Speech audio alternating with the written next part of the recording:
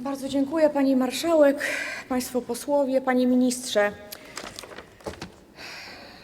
Zwiększenie transparentności poprzez wprowadzenie kontroli sądowej nad działalnością służb, jak rozumiem, ma prowadzić do zwiększenia transparentności działania tych służb.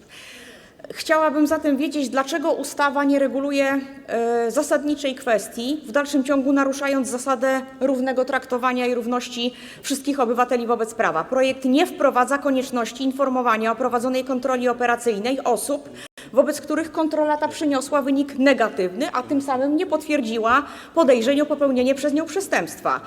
Taki brak konsekwencji skutkuje odebraniem obywatelowi prawa do skutecznego środka odwoławczego, szczególnie wobec osób, które zostały oczyszczone z podejrzeń. Dlaczego Państwo nie uregulowaliście tej kwestii? Proszę o odpowiedź na piśmie.